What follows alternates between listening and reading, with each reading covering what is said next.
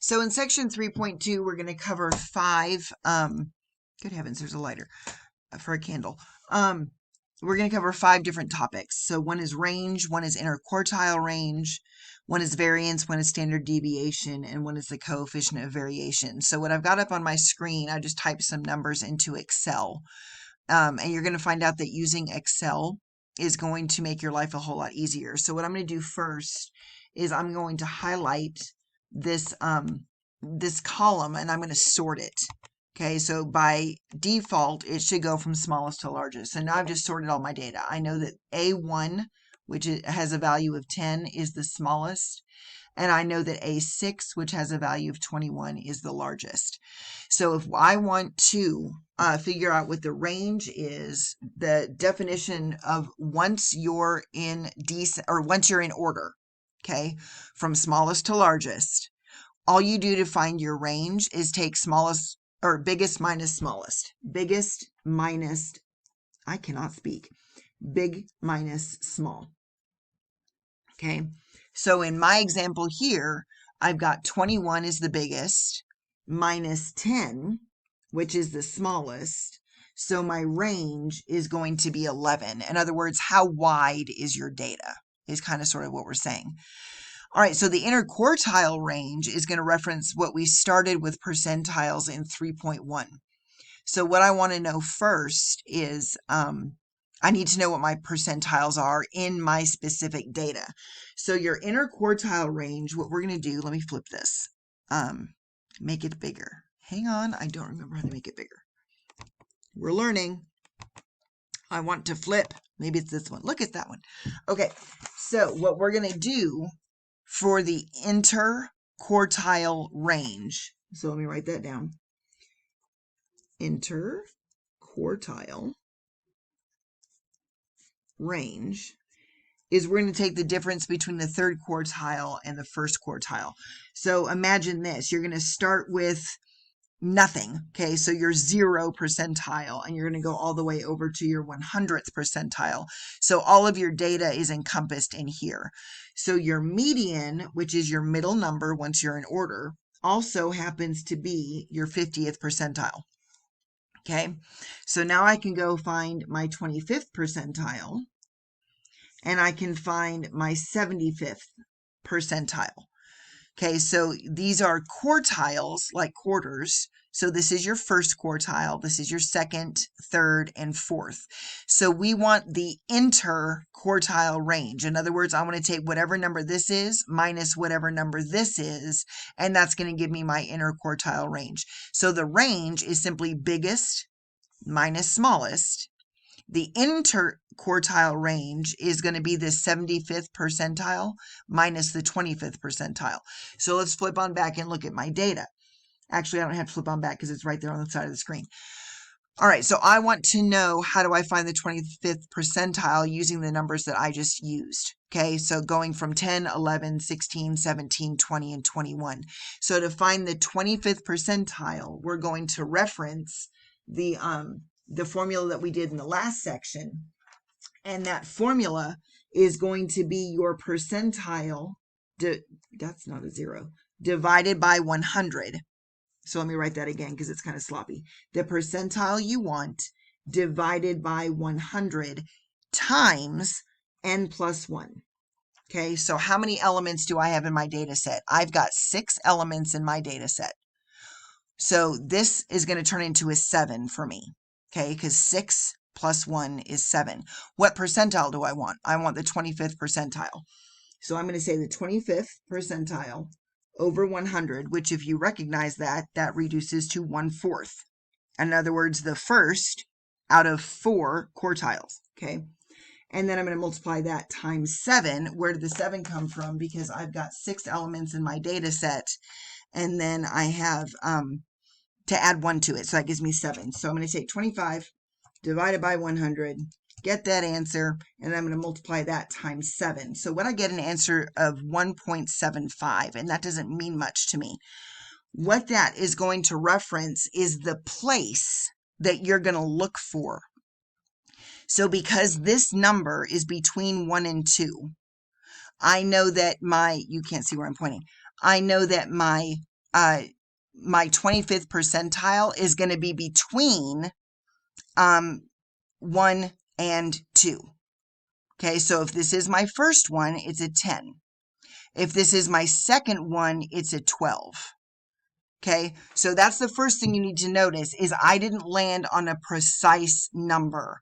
I landed at the first spot plus a little bit more. Okay, so my first spot is a 10 plus a little bit more.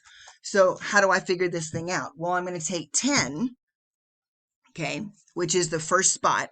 So I've got 1.75. First spot references the 10. And now I need to find out what number is 75% on the way to spot number 2. That's what I'm looking for. So the way I'm going to do this is I'm going to take the number that I want, which is a 10, and then I'm going to take the fractional part, which is 0.75. So I'm going to say I need 0.75, and I'm going to multiply that times the next number, which is 12, minus the first number, which is 10. Okay, so 12 minus 10. So I'm going to use a different color pen here for a second. And what I have, assuming I can find one, is this is the first number. Okay, first number. This is the first number. And the reason I'm using the 12 is because I'm midway between the first number and the second number. Okay, so I'm partway through. So I'm going to take the second number minus the first number. Okay, and I'm going to find out what is 75% of the way through there. So I'm going to keep my 10, and then I'm going to do the rest of this. 12 minus 10 is 2 times 0.75. So clear all this out. So I've got 10 plus 0.75 times 12 minus 10. Okay, and you can be using a graphing calculator for that as well. However, my daughter stole mine. So what I end up with is 11.5. Okay, that number is not in my list. However, I just figured out that the 25th percentile is 11.5.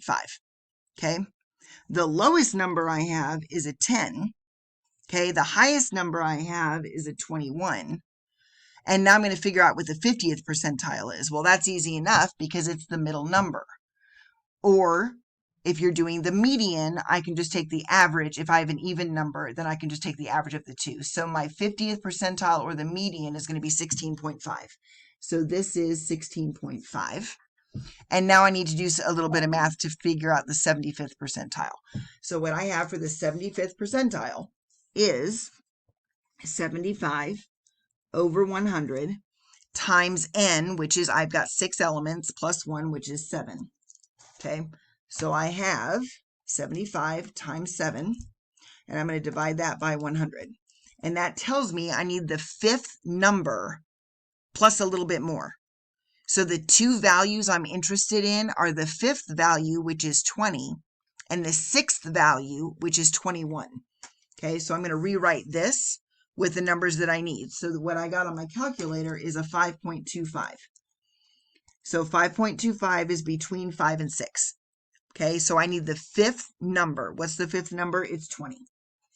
Plus, okay, I need this percentage on my way to the next number. So I need 0.25. Okay, so just like this was a 0.75 and I referenced it here, this is now a 0.25 and I reference it here. And then I subtract my two numbers. So what's in the sixth place, because that's where I'm on my way to, is a 21 minus what's in the fifth place. Well, that's a 20. So what is going to be the value of this of the 75th percentile is going to be a 20 plus 0.25 times 21 minus 20. So I end up with 20.25. So my 75th percentile is 20.25. Okay. So we just figured out how to do the range, and now I've got everything necessary in order to do the interquartile range. So my interquartile range is going to be the 75th minus the 25th. Okay, and that essentially tells me where half of my data is. Okay, so I'm going to have 25% of my data here. I'm going to have 25% of my data here. And then 50% of my data is going to lie in this area in the interquartile range. So 20.25 minus 20.25 minus 11.5 So your third quartile minus your first quartile is going to give you an interquartile range of 8.75. So in this case, with the data that I'm using, my interquartile range is 8.75. Okay, so my data as a whole has a width of 11 units. Okay, from smallest to biggest is 11. But most of my data, or half of my data, I shouldn't say most, half of my data has a width of 8.75. Okay, so this was 11, and then this is 8.75. So what's the variance? So I need to look at the variance, and I can look at it two different ways. There's only one small difference with variance, and that's going to be if we're talking about population variance or if we're talking about sample variance. And so I'm going to write both equations down. Okay, and then I'm going to find both of them just to show you how to do it. So the first one, hang on, let me find my notes. The first one is going to tell me what the population variance is. And for population variance, we're going to use sigma squared. Okay, so sigma squared, which is going to be the mean squared. Okay, and then I have, that's going to equal the sum. So I'm going to equal the sum of x sub I minus mu. And I just said that backwards, and I'm so sorry. And I have that over a capital N. Okay, this is, I just said that that was the mean. This is your population variance. So this is a lowercase sigma, okay? This is an uppercase sigma. This is lowercase sigma, so notice it starts with an S. So we talk about the variance, okay? So it has that S sound to it. Now, that's population variance. What if I want sample variance? Then we're going to take this back into English. So you'll notice throughout this course that if I'm talking about population, I usually use Greek symbols. And if I'm talking about sample, I'm usually using the English alphabet. So that is going to be the sum. So that just means add it all up of, okay, x sub I minus bar x, okay, squared over, and this is where the difference is going to be. This is going to be over n minus 1. So the way that you look at this is, remember that this is Greek, and this is Greek, this is English, and this is English. Okay, so this is talking about population, and this is talking about sample variance. This is basically a measure of how volatile your data is. Okay, how all over the place is this stuff? That's what we're looking at. And the number that we're going to generate is not going to be pretty. Okay, so here's what we're going to do first. I'm going to approach this as if we're doing population variance, and then I'll redo it because it'll essentially be the same thing with the sample variance. But notice on your sample variance, we're going to take the number of elements and subtract 1. Okay, and that gives us a really, really good estimate, a reliable estimate of what could be the population variance. But if I know the population, I might as well use it. So in that case, we're going to use the actual number of elements in the population. So let's refer back. X sub I is any number that we've got in the set. So in our case, we've got 6 different numbers. I'm going to take each number and subtract the mean from it. And then I'm going to square it. Okay. And I'm going to do the same thing with that here. I'm going to take each element, subtract the mean, and then square it. And that should kind of sort of click to you because the mean is going to be somewhere in the 15, 16, 17 range, somewhere in there. Well, if I start subtracting off 21, that's going to go negative. And so what we want to do is square it, and that makes it positive. Okay, so first of all, let's add this up and figure out what the mean is.